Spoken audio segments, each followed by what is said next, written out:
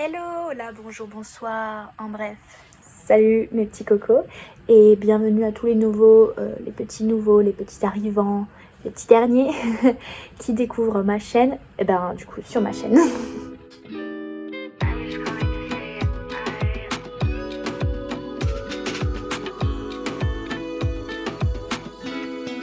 Petit changement de décor habituel, j'avais pas envie d'installer tout le trépied et tout le tralala.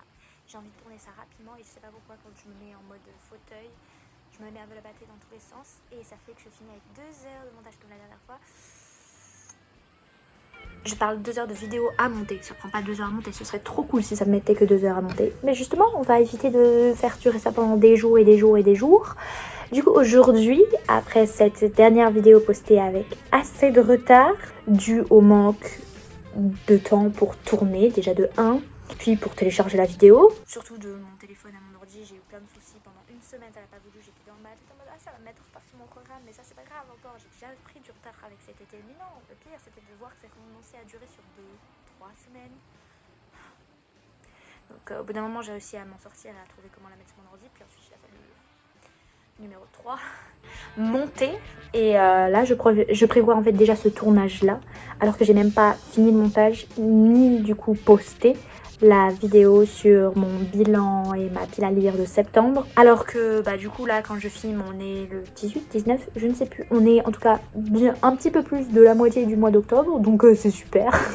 Ça fait que j'ai que cette vidéo là à blablater pour le mois d'octobre avant de refaire à nouveau un bilan et une pile à lire peut-être, même si je pense que du coup comme je vais la faire vers la fin d'octobre j'aurai plus grand chose à dire sur la pile à lire d'octobre. Mais du coup ouais, ça fait que je sais que la dernière vidéo dans ma chaîne, du coup, comparée à d'habitude où j'alterne beaucoup mieux les 4 principaux titres de vidéo, bon là non hein, du coup c'est pas grave.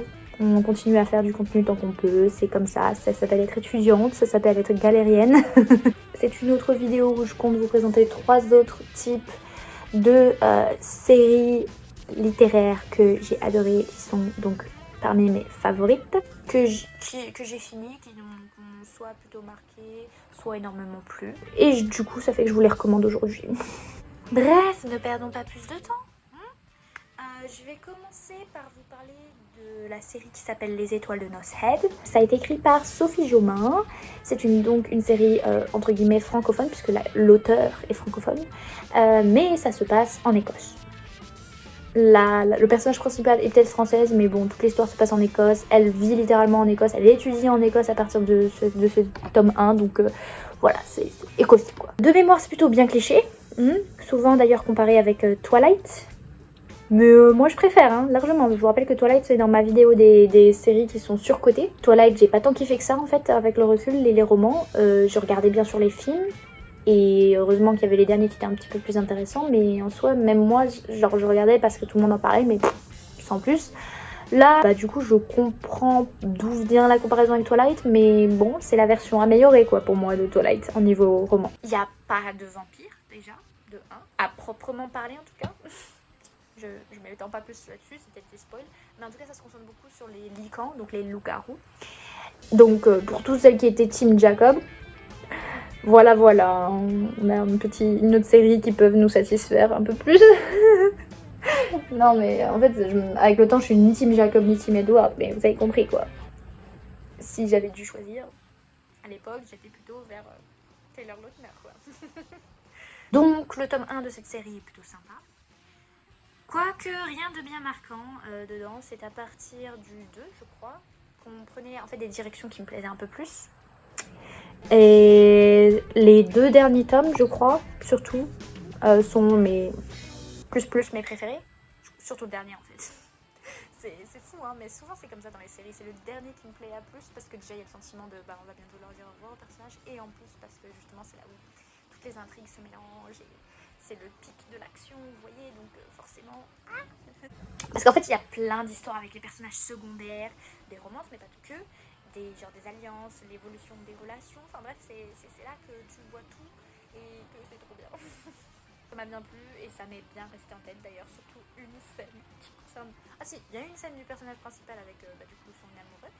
Et le père de l'amoureux et quelqu'un d'autre.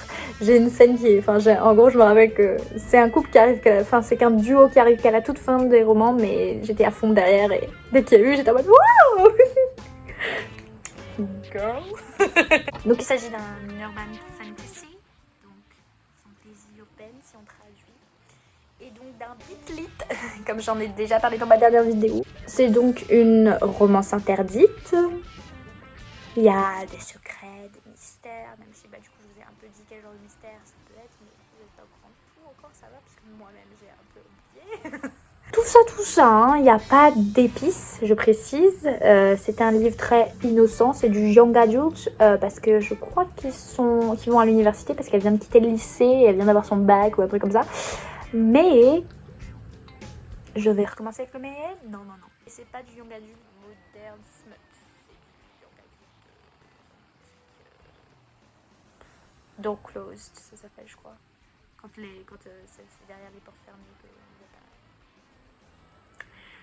c'est pas dans la description du ham. Voilà. En plus je crois qu'ils mettent du temps avant de faire ham. Donc ouais. Donc c'est centré sur la romance, mais j'aimais bien l'esprit de found family qui se passe dedans. Donc pour expliquer cette trope en français, donc c'est intrigue, je vous rappelle, trope aka intrigue, c'est le terme le plus proche qu'on a trouvé pour la traduction en français. En fait c'est... Il n'y a pas vraiment de traduction. Il s'agit d'une famille que tu as composée, qui n'a rien à voir avec le sang, enfin pas toujours en tout cas, et qui s'est trouvée en vieillissant, donc c'est à base d'amis et de géants forts quoi, voilà. C'est ta seconde famille, voire la première pour certains personnages, si jamais ils sont orphelins ou si jamais ils ont juste une relation de merde avec la famille biologique de base. Mais enfin, sans plus vous spoiler, je peux pas ajouter grand chose à part que j'aime pas trop les vieilles couvertures parce qu'il y a des personnes et voir des petits spoils, mais que ça fait très genre Highlander, je sais pas comment expliquer. Alors que je préfère celles que je pense qui sont plus récentes et qui sont de l'édition Mass Market, ou en tout cas si elles sont un peu anciennes, et pourquoi j'ai pas eu celle-là quand j'ai enregistré sur ma liseuse, injustice. Même si pour le coup en fait je vois vraiment pas franchement le rapport avec l'histoire. Ou alors je m'en rappelle pas du coup. C'est plus abstrait, c'est plus joli, il y a plus de couleurs, ça fait moins horreur pour moi parce que du coup ça peut vous faire une fausse promesse que le livre est un peu ouh, alors que non. Il n'y a rien de gore dedans. Donc les derniers tomes sont ceux que par exemple ma mère, qui pourtant m'avait initiée à cette lecture, vu que je pense qu'elle avait lu le tome 1 avant moi, elle m'avait dit oh ça te plaira et tout. Et elle avait lu le 2, elle était là ouais bof, et le 3 elle a fait bon j'abandonne, hein, la fin était prévisible, alors que moi pour la petite jeune innocente que j'étais en mode quoi, mais je suis restée sur le cul, je m'y attendais pas. What?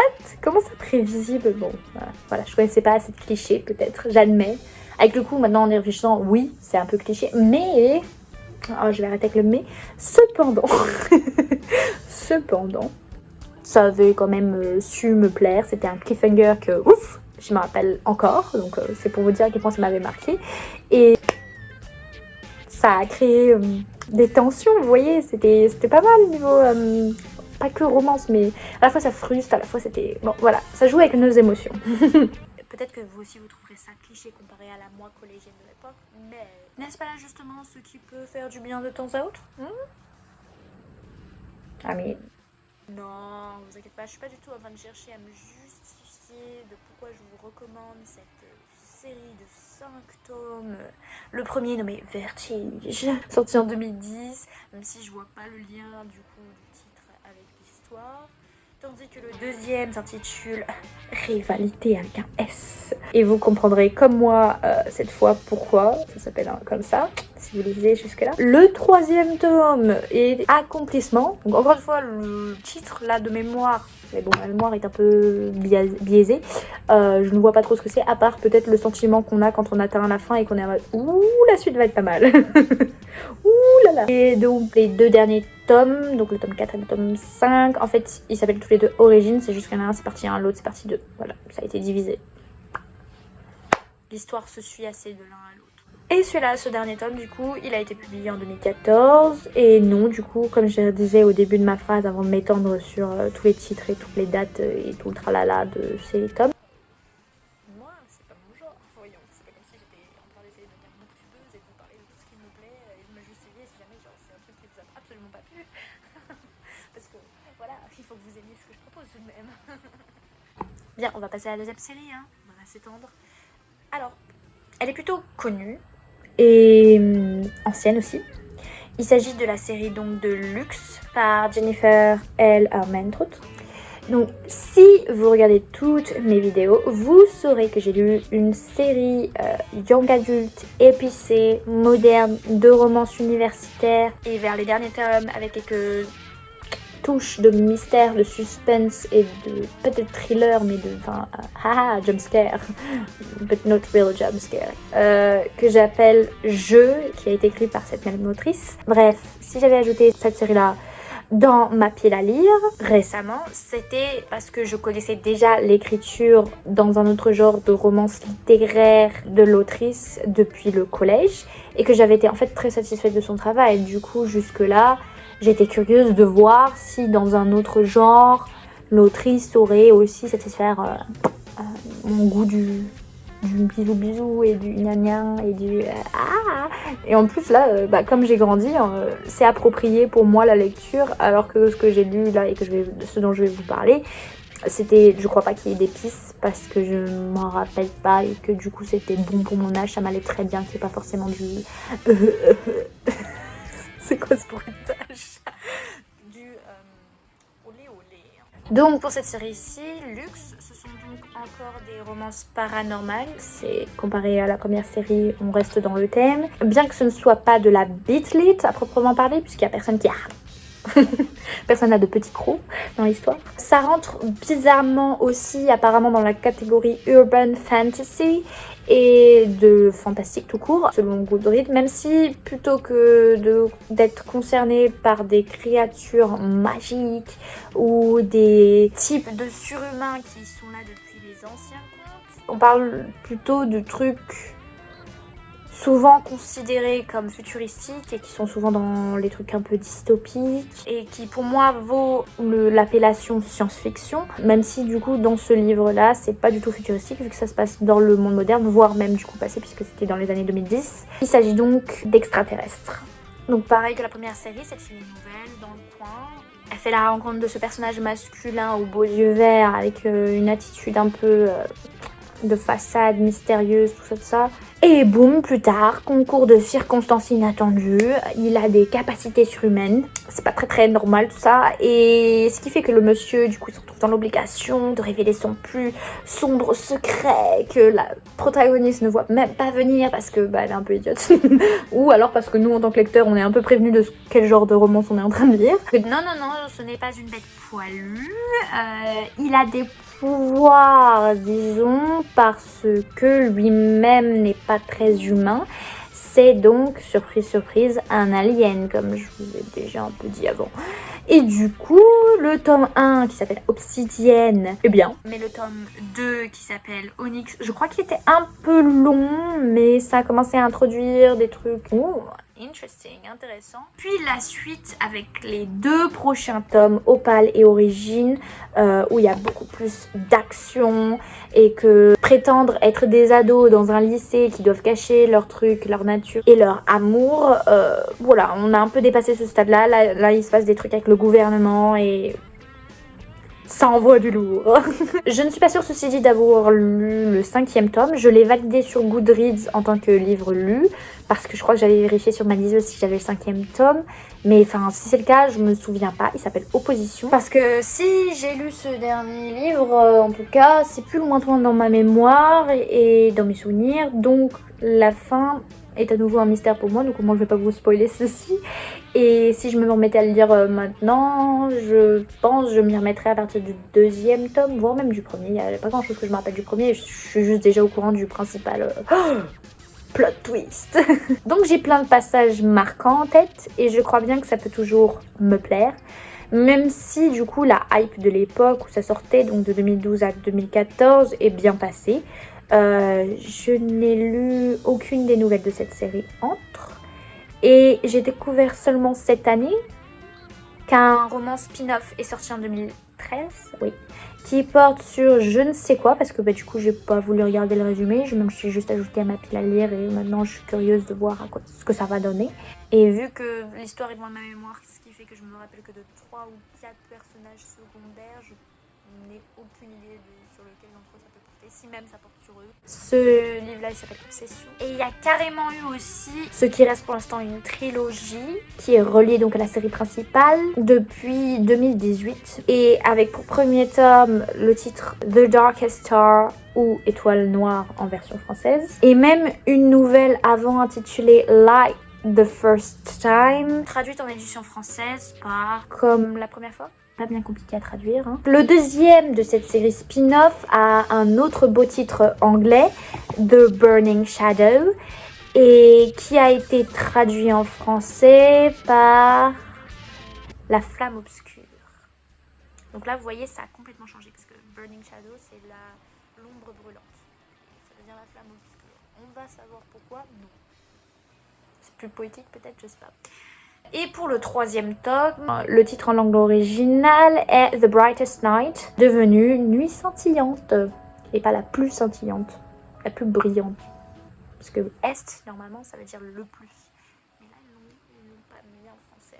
Encore une fois, on pose pas de questions aux traducteurs, on les laisse faire leur style.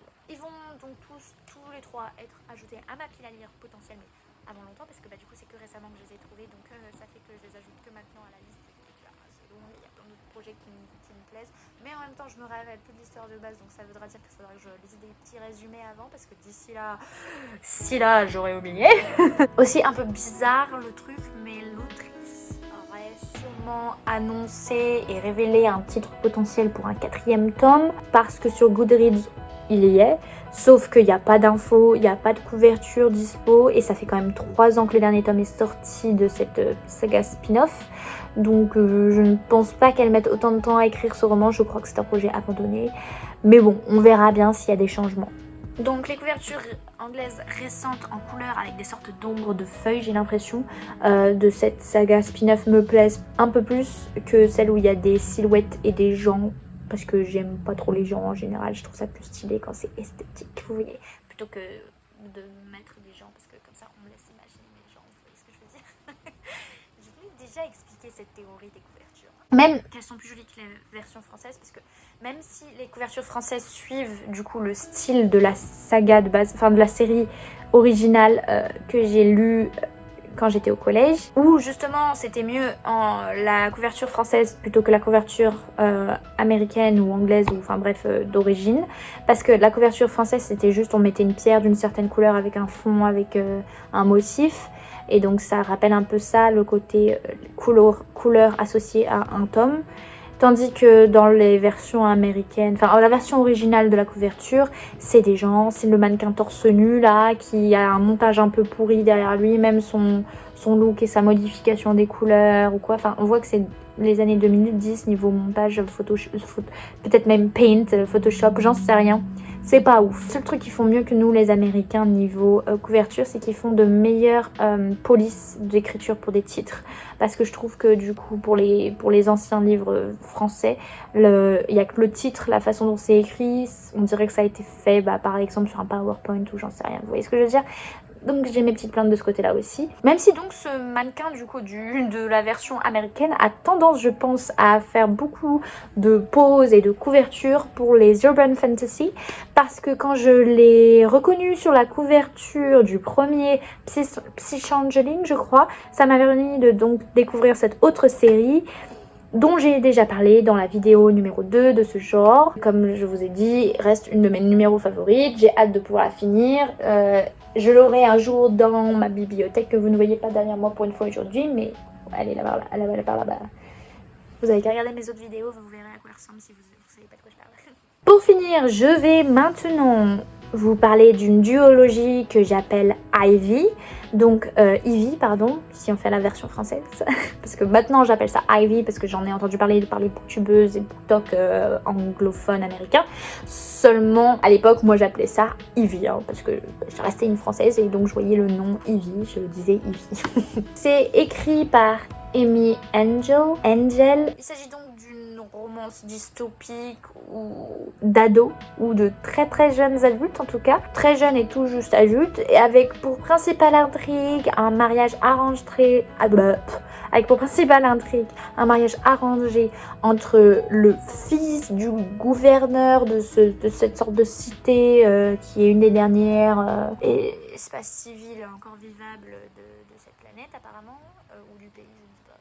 Et vous savez, les Américains, ils parlent souvent de ce qui s'est passé aux États-Unis, mais le reste du monde, est-ce que c'est pareil? We don't know. Du coup, c'est entre lui et la fille, la seconde fille d'ailleurs, c'est un petit peu important pour l'histoire parce que la première, elle est d'autant plus aigrie. La seconde fille du descendant de la famille ennemie qui était censé du coup diriger ce peuple-là. Son papa et sa sœur l'ont missionné pour, durant ce faux mariage, tuer son mari. Normal. Sauf qu'à force de passer du temps avec lui, elle se rend compte qu'il n'est pas exactement celui qu'on lui a décrit toute sa vie. Il prend soin d'elle, il n'est pas du tout prétentieux, il fait pas d'abus de pouvoir, enfin, boy, on sait, bare minimum, c'est le strict minimum demandé à un mec. Mais il y a plusieurs moments où voilà, il se montre attentif envers elle et ça se voit que de son côté, il est en mode, je sais qu'on est un peu forcé dans la situation, mais moi j'ai envie de profiter de ce mariage avec toi parce que c'est toi que je voulais, pas ta sœur. Et...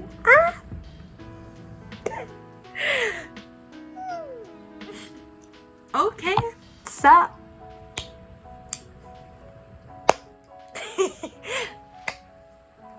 Anyway. Donc, plusieurs moments dans mon adolescence pendant que je lisais ce premier roman intitulé The Book of Ivy, donc le The Book of Ivy, j'appelais ça comme ça quand j'étais au collège, publié en 2014, j'ai trouvé qu'il était mignon et la romance y est donc très slow burn, ce qui se traduit en tant que trope française très lente et progressive, mais comme on aime, avec la tension qui se construit petit à petit, vous voyez, qui se build up. Difficile de pas faire beaucoup d'anglicisme hein, quand j'emprunte des termes aux américaines. Puis, oh, le plot twist final. Ça m'a donné directement envie de lire le tome 2, qui a été publié 1 an après. Donc je crois que je l'ai attendu. Oh, c'est pas grave, c'était pas une trop longue attente de mémoire. J'ai lu plein d'autres trucs qui ont dû m'intéresser entre aussi, c'est peut-être pour ça. Donc, la première partie de ce deuxième tome est plutôt pas mal, mais bon, sans plus, quoi. Après la fin que ça venait de me faire, bon, légère déception, ça redescend la hype. Mais, seconde moitié du roman, ça, d'un coup, il se passe un moment qui me fait littéralement fondre de l'intérieur, que je me rappelle encore, que j'ai dû relire 15 000 fois juste pour ce passage-là. Du coup, ça a suffi pour l'adolescente que j'étais, la collégienne que j'étais, pour la mettre dans mes séries favorites et vous la recommander, même si la fin de mémoire, la toute fin, la résolution des problèmes est assez simple, ou alors je me rappelle que en tout cas s'il y a un happy ending, parce que du coup la fin je ne l'ai pas, je ne l'ai plus en tête, ça commence à dater, mais si c'est un happy ending, je crois que ça ne m'a pas plus marqué que ça, ou que ça ne m'a pas plus impressionné que ça, comment ça a été résolu, parce que je crois que c'était trop simple, et c'était une des plaintes nombreuses de ceux qui ont lu ce deuxième tome, qui avaient bien aimé. Déjà le premier tome, je crois qu'il y en avait beaucoup qui avaient adoré, et que la fin les avait un peu genre déçus, mais que du coup comme moi, ils étaient en mode hâte de lire la suite, vous voyez. Et ensuite, quand ils ont lu la suite, il y en a beaucoup, ils ont fait c'est de la merde. Ça a tout gâché ça aurait dû faire qu'un seul tome, on aurait dû changer la fin du premier tome et faire qu'un seul tome, et ça aurait été très bien. Ouais... Je suis pas trop d'accord, moi. Moi, j'ai bien aimé. J'ai bien aimé. Juste parce qu'il y a cette scène. Genre, dans le premier tome, ça a été bien. Dans le deuxième tome, le fait qu'il y ait eu ce qui s'est passé dans le premier tome, ça a fait que cette scène, au moment où elle arrive, ces émotions, ça m'a touchée, ça m'a... D'accord. Bon, l'aspect dystopique, il n'est pas foufou. Ça parle en surface de femmes battues, d'injustice sociale. Et je crois me souvenir qu'il n'y a pas de méchant clair et net. Les problèmes sont dans le deuxième plutôt une question de survie. Dans le premier, plutôt une question de savoir si on peut faire confiance à l'autre ou pas. Voilà. C'est clairement centré sur la romance. Donc ne lisez pas ça en vous attendant à un chef-d'œuvre de... C'est pas Hunger Games qui aborde des thèmes qui font écho à la société très actuelle des États-Unis. Non, non, là c'est une dystopie sympa. Comme on dit. En fait, même que j'ai lu depuis plein d'autres dystopies avec le même genre de thème, donc c'est sans plus. Ça peut être considéré comme féministe, mais bon, c'est pas le principal aspect. Donc ouais, les avis dessus sont très mitigés. Pour une fois, moi je suis contente que ce soit une duologie. Je me rappelle très bien des 2 tomes, alors que, bon, peut-être pas de la fin précisément comme je vous l'ai déjà dit, mais je me rappelle quand même de plusieurs scènes des 2 tomes, de plusieurs reveals, de plusieurs trucs qui m'ont un petit peu genre, ça sera gravé là-dedans. Alors que dans la plupart de mes séries, j'ai bien aimé. Moi, je préfère les grosses séries avec plusieurs tomes, même si du coup souvent ça signifie qu'il y a toujours quelques tomes dans l'histoire dont je me rappelle moins ou qui sont moins bien, mais parce que du coup ça a le temps de plus développer les choses et les personnages et plus d'action et plus de situations, de rocambolesque, de fun, de hot, tout ça, tout ça.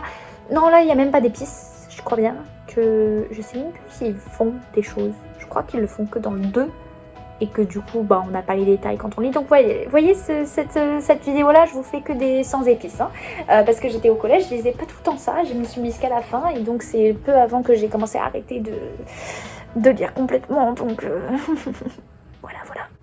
Donc à moins que ce soit un banger et du début à la fin, il faut que soit des scènes marquent et de l'amour, même si c'est pas forcément romantique. En général, les grosses séries, je préfère, mais il y en a toujours dans le lot que, par exemple, je pourrais me passer, j'aurais préféré qu'il n'y ait pas dedans. Alors que là, du coup, le fait qu'il y ait que 2 tomes, du coup, les 2 tomes sont très bien et j'ai besoin des 2 pour l'histoire et ça suffit là où ça s'arrête. Il faut pas forcément que ce soit centré que sur la romance, ceci dit, même si là, du coup, c'est une duologie qui est centrée sur ça, donc ça a fait que la première moitié du deuxième tome était plus lente parce que du coup ça sortait de ce dont on avait l'habitude. Mais bon, moi je suis une romantique, hein, je reste la zinzin des romances et de l'amour. Mais ouais, je conçois que des séries peuvent porter sur autre chose. Ceci dit, c'est très difficile pour moi qu'il n'y ait pas de romance dedans. Donc là, c'est pour ça, moi j'étais largement satisfaite niveau romance, donc c'est peut-être pour ça que j'ai bien aimé. Là où les autres vont se plaindre de, par exemple, le contexte, l'histoire derrière, peut-être c'est pas assez bien pour eux. Bon, moi, du coup, je vois pas. Ouais, disons que j'étais bonne public, quoi, avant, mais... En général, je vous recommande quelque chose d'avant 2017, parce que je crois que c'est vers cette période-là que j'ai arrêté de lire. C'est que soit l'énergie et l'ambiance du roman me rend nostalgique, du coup, ça fait que moi, je reste attachée à ça. Soit tout simplement, l'histoire et les personnages étaient attachants et m'ont fait sentir investie à 200%. Dès que j'ai des papillons, le souffle coupé, enfin... une émotion forte en réaction à ce que je lis. En lisant un livre, ça lui vaut au moins déjà 4 étoiles sur Goodreads direct parce que c'est la récompense d'à quel point ça m'a touchée et ça m'a fait oublier que en fait je suis juste en train de poser mes yeux sur de l'encre, sur des arbres coupés ou dans mon cas pour la plupart des temps de voir des pixels qui restent immobiles en noir et blanc sur mon écran. Il faut être réaliste, hein. On est un peu barge nous les lecteurs. On arrive à se faire tout un monde avec des mots. Mais bon, hein, on est invested. We're in it deep. Ceux qui comprennent l'anglais, ils ont compris la rêve, ils sont en mode ou alors ils sont en mode putain ton accent meuf. Mais c'est parce que là je parle principalement français. Si j'enchaînais l'anglais, peut-être j'aurais un plus bel accent. Je me justifie pas. Ceux qui sont français, du coup, ils sont juste dit meuf, arrête de faire l'anglophone. Je fais ce que je veux. En plus, oui, en anglais, j'ai plus de sas. Allez comprendre pourquoi. Le sas, c'est un peu les manières, on va dire. Voilà. Je suis juste cringe, quoi, et gênante. Si vous êtes là depuis un moment, c'est que vous appréciez ça, non? Bon, je n'ai plus rien à ajouter, comme vous voyez, là je fais traîner en longueur. Donc comme d'hab, lâchez vos commentaires et en toute liberté. N'hésitez pas à liker la vidéo, à jeter un coup d'œil au reste de mon contenu sur ma chaîne, pour ceux qui en fait me découvrent tout simplement. Et à vous abonner si ce que je vous propose est estimé digne de ce nom, par vos goûts qui sont évidemment supérieurs. Non, je ne suis pas en train de gratter et de vous brosser dans le sens du poil pour qu'il y ait moyen de moyenner, vous voyez. Sur ce, moi je vais retourner à ma liseuse. Je vous souhaite à tous d'avoir de bonnes lectures comme d'habitude en cet automne 2023. Et soit dit en passant, c'est apparemment la saison favorite des lecteurs et lectrices selon les audimates sur BookTok, Bookstagram. Je galérais à sortir le mot, on fait gaffe à ça. Et Booktube apparemment. Même si, spoiler alert, moi je suis team printemps, ne me détestez pas. Unpopular opinions, chacun est libre de ses pensées et de ses goûts. Et voilà, c'est personnel. Tout est subjectif. Allez, je vais arrêter de vous saouler. Je vous dis à bientôt, j'espère en tout cas. Ouais, niveau montage. Et mes petits cocos, je vous dis bisous bisous et bye bye.